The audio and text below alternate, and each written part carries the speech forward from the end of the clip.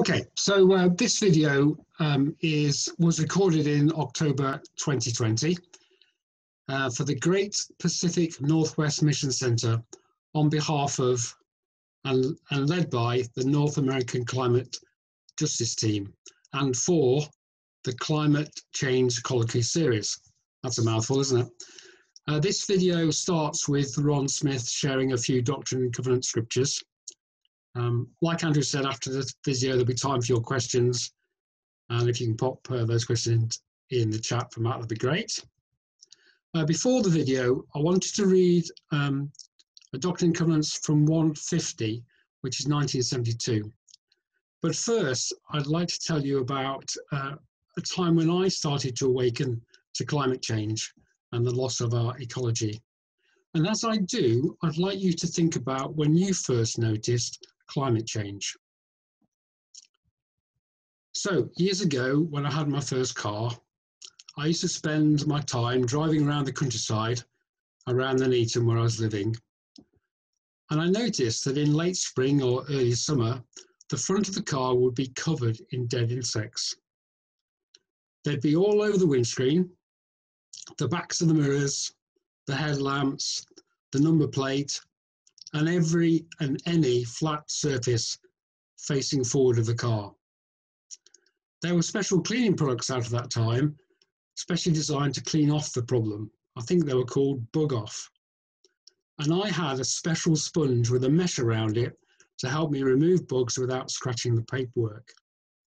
Now, if I take a similar drive today, even if I go near water at that time of year, there are very, very few insects on my windscreen.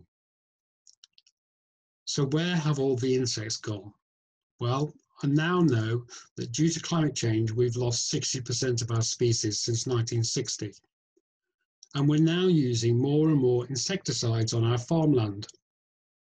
And now that we are out of Europe, farmers are about to start using the insecticides that Europe has already banned. It's really important that we lead the conversation about climate change. So perhaps you could share your stories of climate change with your friends and family. So let me read that scripture. The land is being desecrated by the thoughtless waste of vital resources. You must obey my commandments and be in the forefront of those who would mediate this needless destruction while there is yet still day. Put aside your petty differences and join together as never before, that all may labour together according to their gifts, which I have endowed you.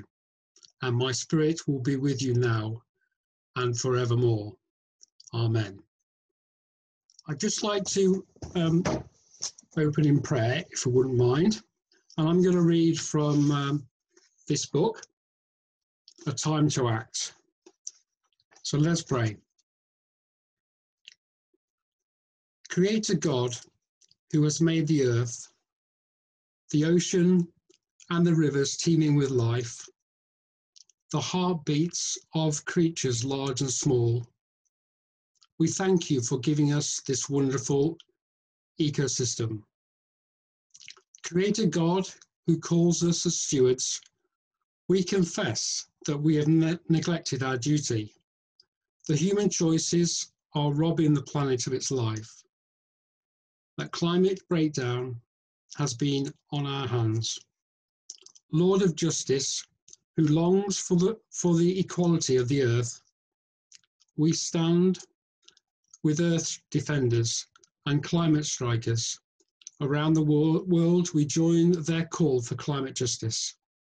May our actions and our words speak life in all its fullness. Amen. Okay, Matt, can you show the video? Because creation's natural and living systems are becoming exhausted from carrying the burden of human greed and conflict. Humankind must awaken from its illusion of independence and unrestrained consumption without lasting consequences. When your willingness to live in sacred community as Christ's creation exceeds your natural fear of spiritual and relational transformation, You will become who you are called to be. The rise of Zion the Beautiful, the peaceful reign of Christ, awaits your wholehearted response to the call to make and steadfastly hold to God's covenant of peace in Jesus Christ.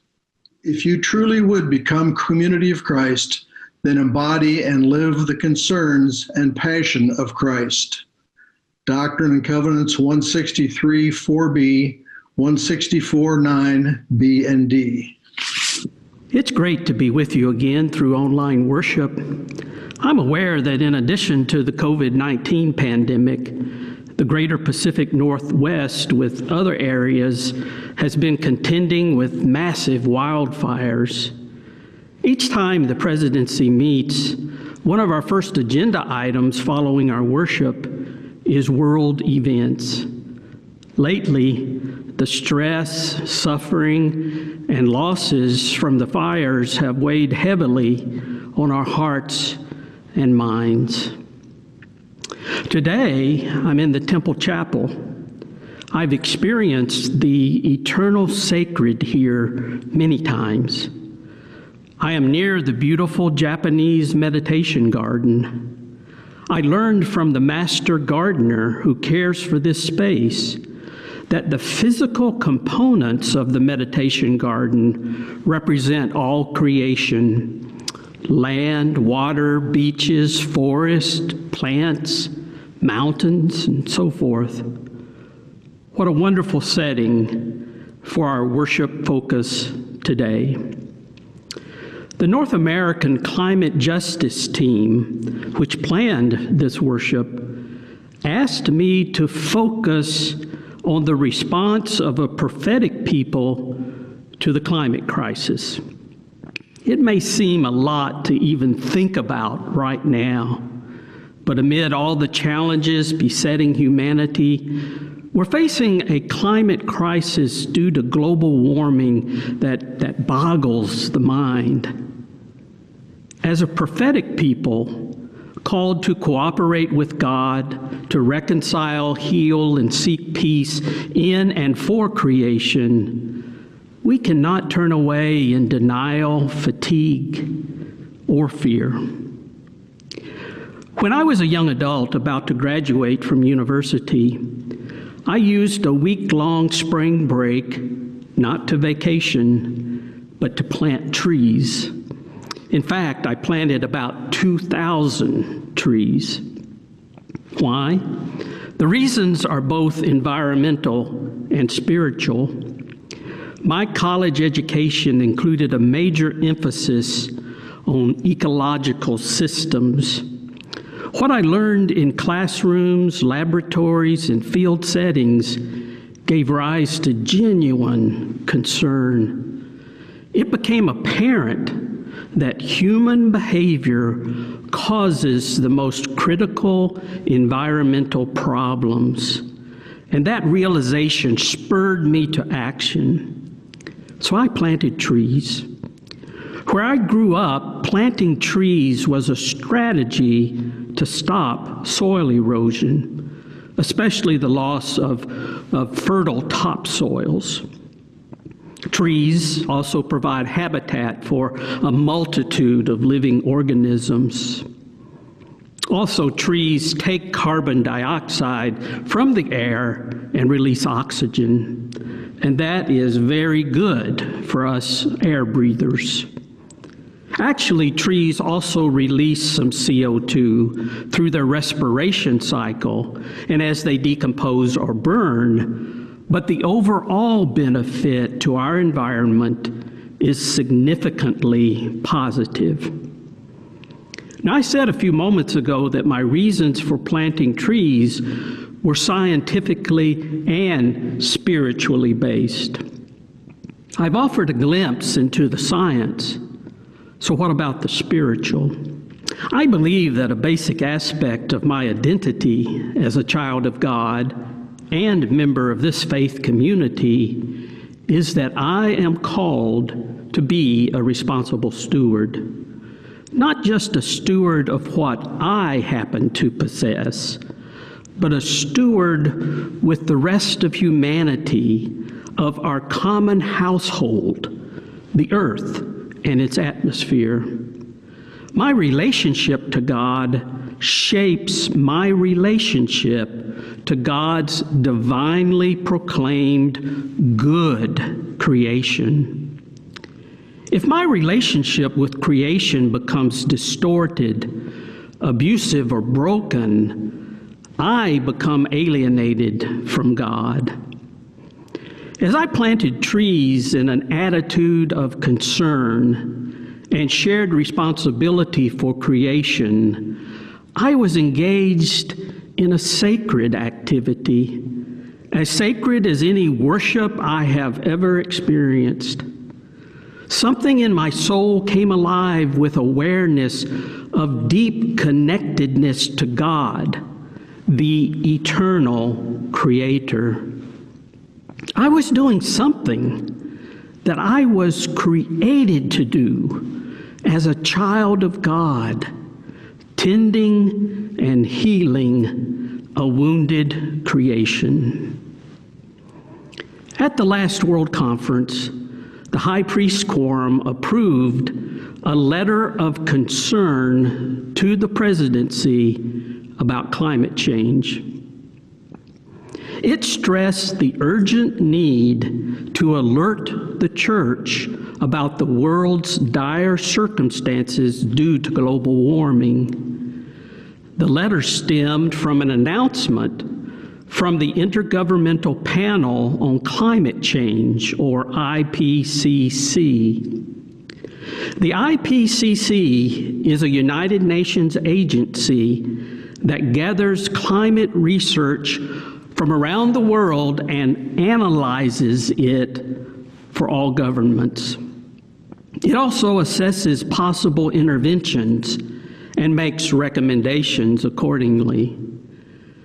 The announcement was that the IPCC had drastically revised its forecasts of what is needed to keep climate change under control. The new forecast is that we must keep temperature increases within 1.5 degrees Celsius, that's 2.7 degrees Fahrenheit, by 2030 to avoid serious negative impacts to people, non-human life, and the whole planet. Now, previously, the target was to limit increases by 2 degrees Celsius by 2050. So the amount of temperature increase needs to be reduced, and that should be achieved sooner than projected. One of the first steps of a prophetic response is to discern accurately reality. We humans tend to deny what we do not want to face about ourselves and our circumstances. The personal or communal prophetic eye must see through diversions, illusions, and delusions. The prophetic voice must awaken people to the true reality of their circumstances and likely outcomes if behaviors do not change. I urge you to read the IPCC report on the average global temperature increase goal and related environmental impacts. Just look up IPCC online and click on the reports section. You'll probably want to begin with the executive briefs. However, if you are really into science and numbers, you can go several layers deeper to explore research methodologies and report details.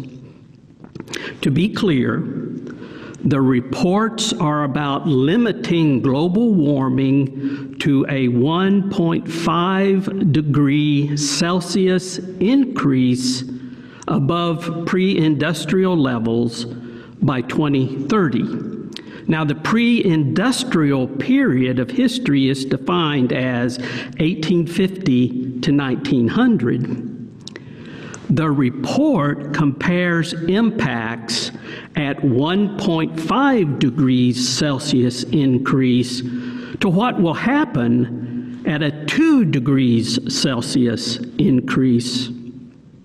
It offers scientific views on the effectiveness of various mediation strategies, such as drastic reductions in greenhouse gases emissions and widespread deployment of carbon dioxide removal from the atmosphere. It's not within the scope of this message to do a deep dive into the reports. However, I will highlight a few conclusions. Now, there is a certain amount of global warming that occurs from natural causes. From the report, we read, human-induced global warming on top of natural warming reached approximately 1 degree Celsius above pre-industrial levels in 2017. And it's continuing to increase at 0.2 degrees Celsius each year. Warming greater than the global average has already been experienced in many regions and seasons. Pathways limiting global warming to a 1.5 degrees Celsius would require rapid and far-reaching transitions in energy, land, urban, infrastructure, including transportation and buildings, and industrial systems. Risks to health, livelihoods, food security, water supply, human security, and economic growth are projected to increase with global warming of 1.5 degrees Celsius and increase much further with 2 degrees Celsius warming. Finally, disadvantaged, impoverished, and vulnerable populations have significantly higher risks of adverse consequences. Now, I want to make sure we caught that last point. The impacts of global warming affect all aspects of our lives and livelihoods. But vulnerable populations, those without social, economic, water, and food security, will experience even greater negative impacts. So, here is what the prophetic heart and mind perceives, and I'm referring to us collectively as a prophetic faith community. There are several major interrelated crises overtaking the world right now, and widespread cooperative action is needed. In environmental science, there's a concept called carrying capacity. It is the capacity of a habitat, ecosystem, or large environment, such as the Earth and its atmosphere, to support all of the life dependent on it. When carrying capacity is exceeded, nature acts. Nature acts sometimes dramatically to rebalance the load and relieve the pressure. The church is called to be a prophetic voice through all of our voices to awaken others to the reality of climate change due to human-induced global warming and the adverse impacts already occurring.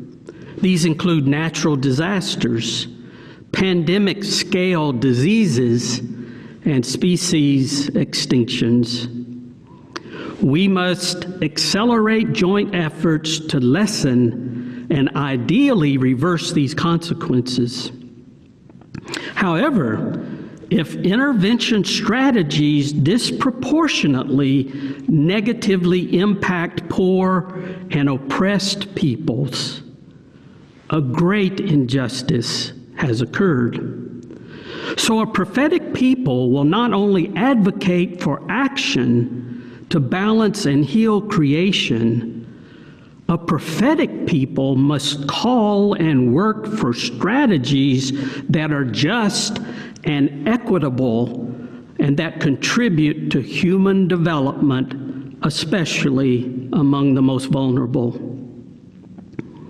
So to summarize, a prophetic people must accurately discern true realities that may not be apparent to others or realities they may not want to face. A prophetic people envision an alternative future in harmony with God's nature and purposes for creation. A prophetic people engage in initiatives that seek the best future for humankind and creation. A prophetic people seek just solutions that secure the well-being of the most vulnerable. And of course, a prophetic people always pray, plan, and act in hope. One day I was walking with an evangelist who shared a story with me. He said that there was a time he became very worried to the point of distress about all the natural and human-induced calamities in the world. He felt any personal efforts to forestall great disasters had little value. He assumed the end of the world was imminent. Paralyzed by an overwhelming sense of despair, he said, he prayed passionately for perspective and hope. One day, as he was praying, the inner voice of the Spirit called him by name and said, "Dean, go plant trees." Think about that counsel for just a moment. The Spirit indicated that there was something he could do right then that would help, that would make a difference. The Spirit also invited him, encouraged him to live in a spirit of hope by doing something good that would far outlive him and be a blessing to future generations and all creation. Debilitating despair yielded to hopeful action. As a prophetic people, may we go and do likewise.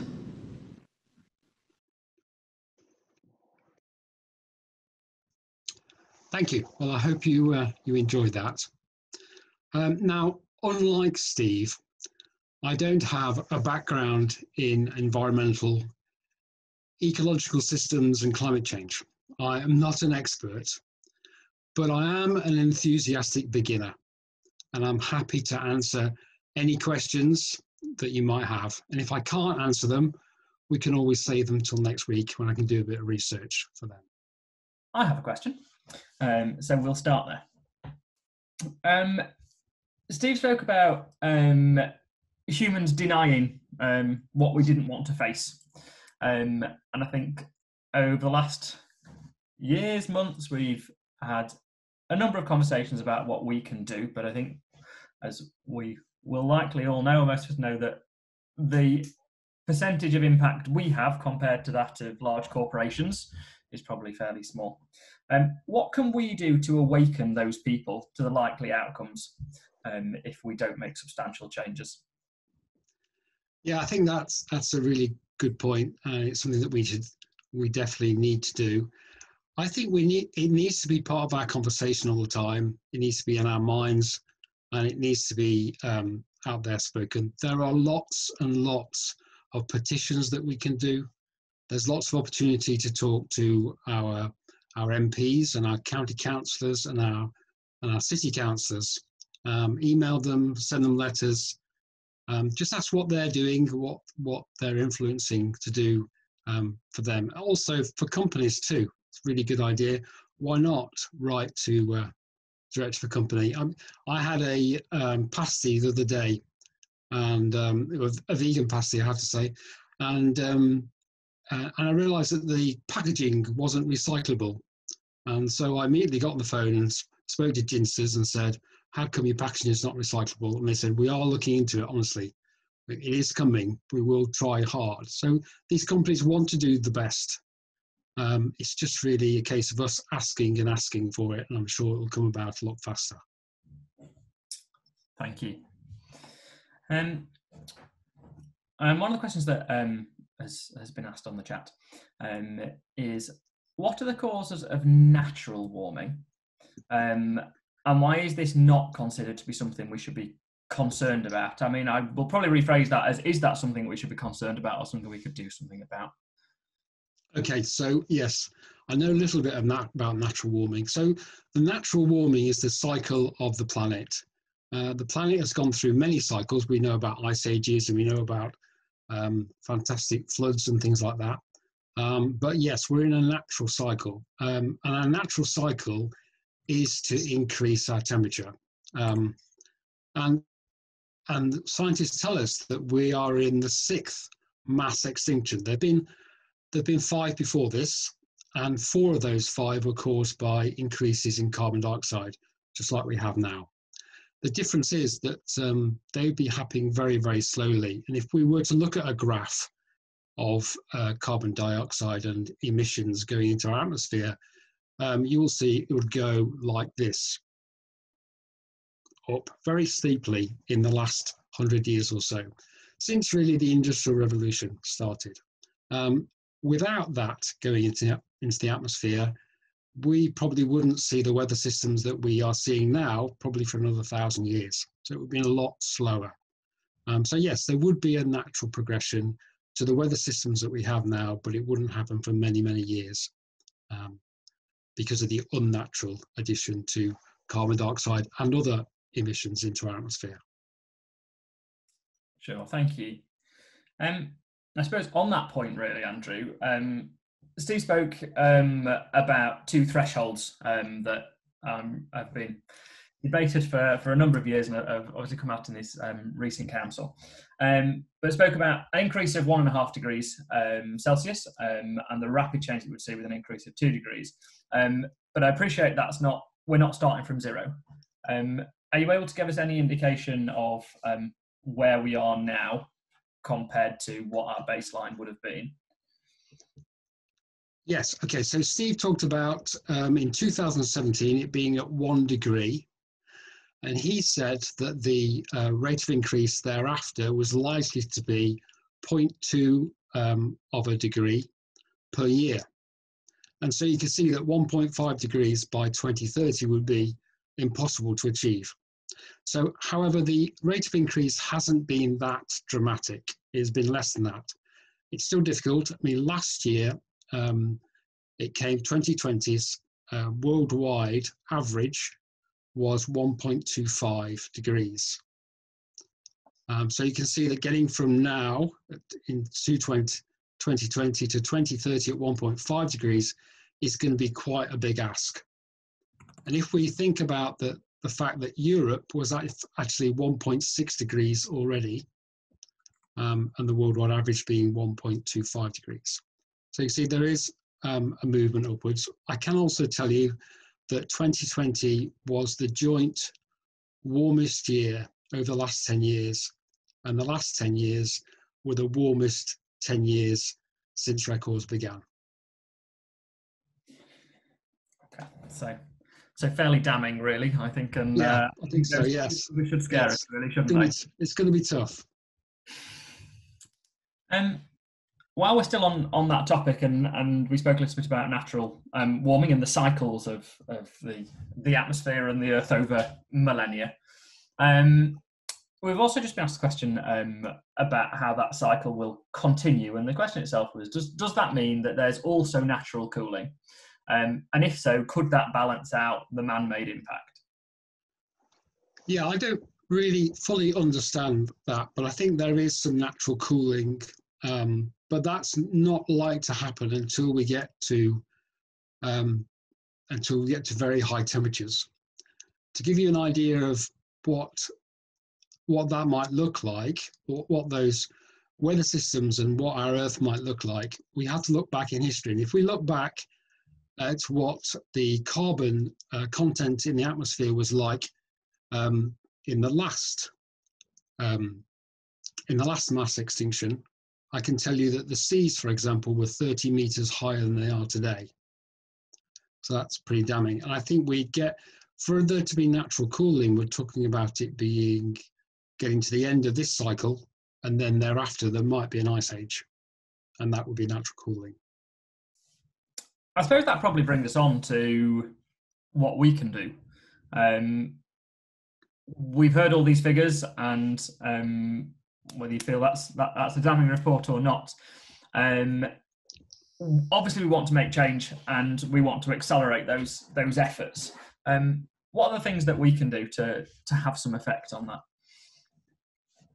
I think the first thing to do really is to measure what we've got at the moment. So measure our carbon footprint. I'll be putting that out on a news update in the future, but to give you a heads up on it, there's the World Wildlife Fund have a really good system. Go online if you can and fill out their questionnaire. It's very quick, take a couple of minutes, and it will tell you what your carbon footprint is. So that's how many tons of carbon that you are using approximately over a period of a year. It'll also tell you what your goal should be for the future as well. So that's a really good one to do. So the first thing, measure it. I think that goes in anything in our life. If you want to change anything in life, the best thing to do is to measure it. And if you measure it, it'll bring to mind and you'll start making changes. I think that's a really good start. If you're asking me what big changes we should make, then I think the simple answer really is I've been on the climate colloquy, and the last one, it was said that the best thing that we could do is to convert everything in our life to electric. Ensure that we get our electricity from renewables, and that will go a long way to getting us near the carbon footprint we need to find. After that, it's about really looking at the smaller things, what we eat and what we buy. So fashion and stuff, really. Getting those sort of things down will help. But the great thing about the World Wildlife Fund carbon footprint calculator is that once you've completed it, you can then look at how you could change. So it gives you hints and ideas about how you could reduce your carbon footprint further. Hope that helps. Thank you, Andrew. I'm sure some of you are seeing the messages in the chat. I have put the carbon footprint calculator in there for anyone that is interested. For those of you that haven't been seeing that chat, we spoke a little bit about calculating the effect and the warming, and temperature is one way to do that. Carbon dioxide levels are another, and that is one of many greenhouse gases that we need to be aware of. But Stuart has kindly put some messages about kind of the effect that we can attribute to ourselves, essentially, with the pre-industrial baseline of around 280 parts per million. Since then, this year, as of the 3rd of January, our level was 415. So that's almost a 50% increase, and a safe level would be somewhere around 350. So there's obviously a lot of work to be done.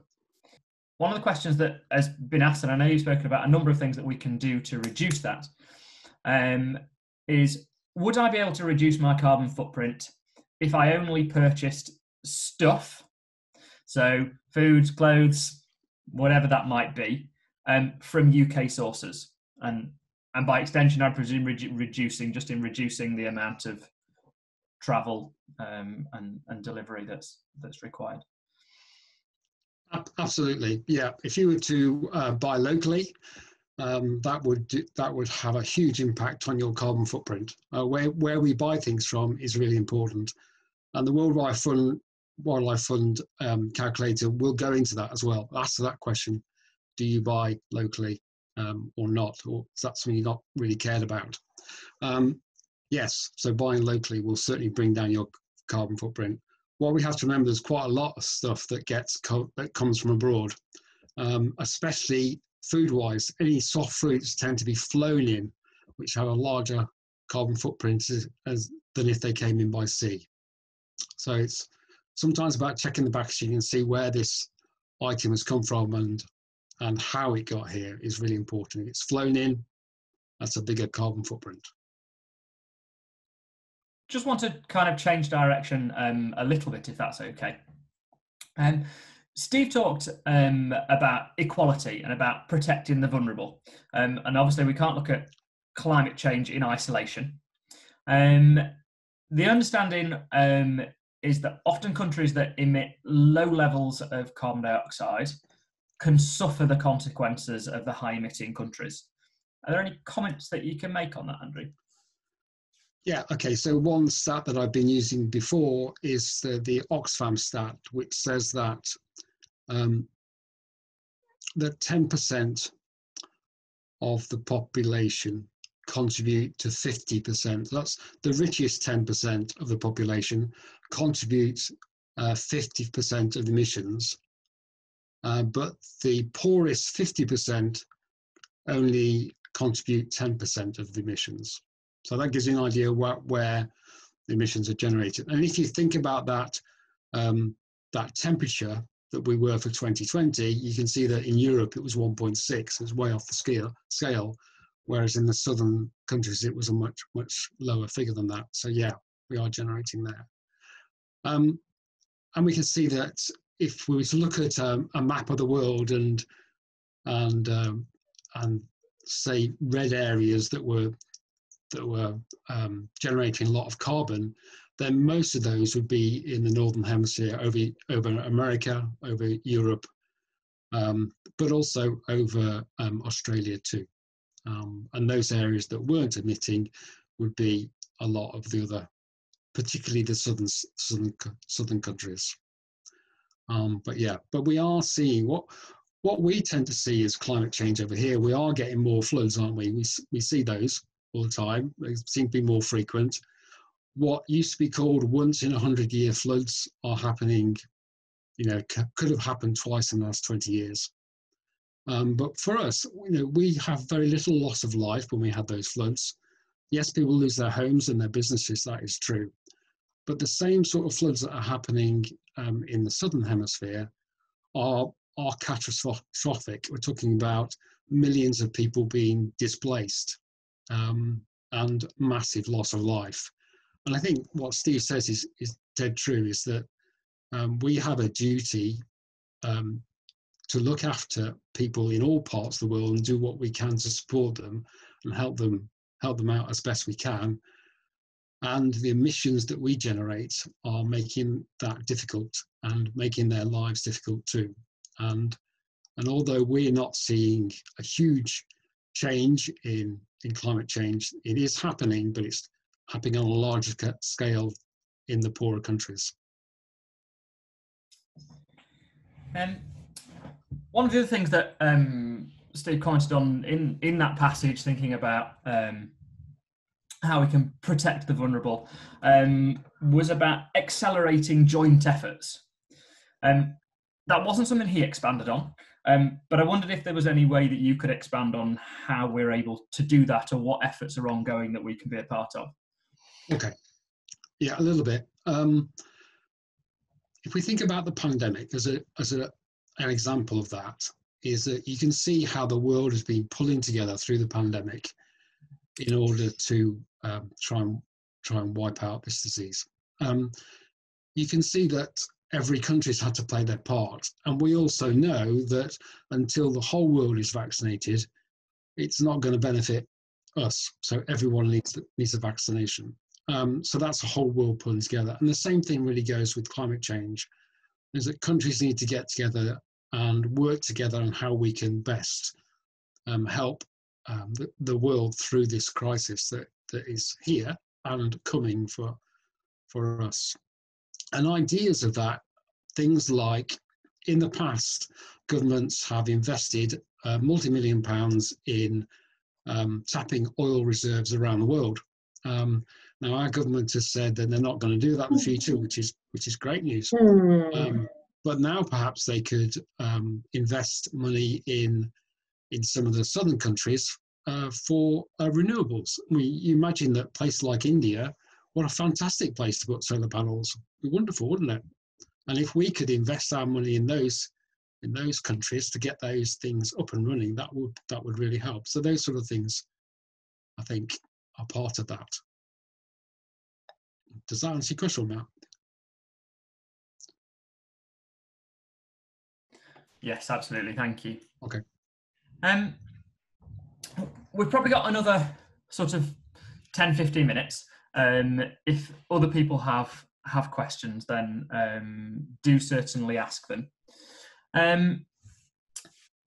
One question which I would ask, and it might be of you, Andrew, or it might be of Andrew Fox, is we've spoken about joint efforts, and we've spoken about the places that we can focus our efforts. But is there anything that the church is doing that we can be a part of in terms of forwarding this cause? Yeah, I can answer one of those actually. Okay.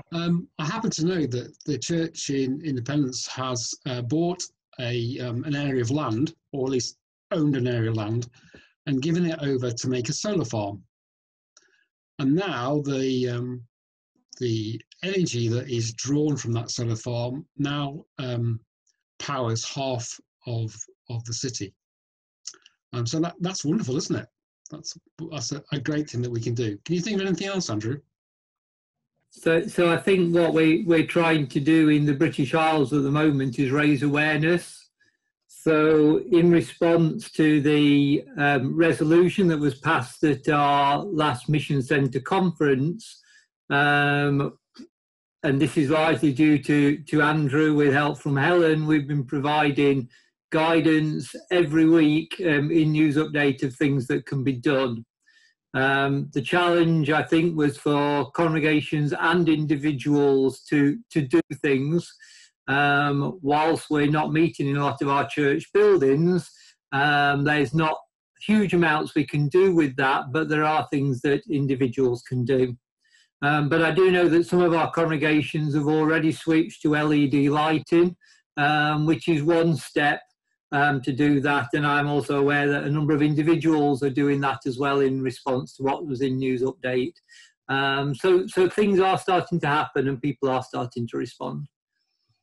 Another question that's just been asked on the chat, Andrew, if it's something you will be able to comment on, is how much does the increasing world population contribute to global warming?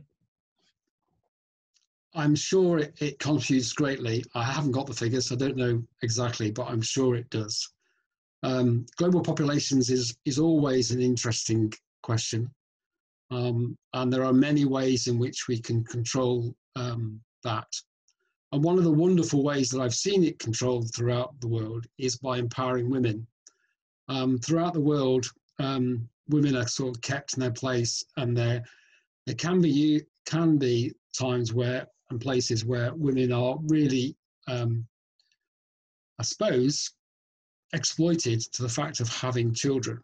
And what I've seen, which has been fantastic for me, is where we empower women around the world, that girls go to school for longer, that they get qualifications, and because they can earn money, they're less likely to need to have children or want to have children. And that has a positive impact on global populations. I hope that helps. Thank you. And I think with all of these things, obviously we're focusing tonight on climate change, but the benefits of those kind of interventions go far and beyond the changes that we will see in terms of emissions, in terms of population explosion.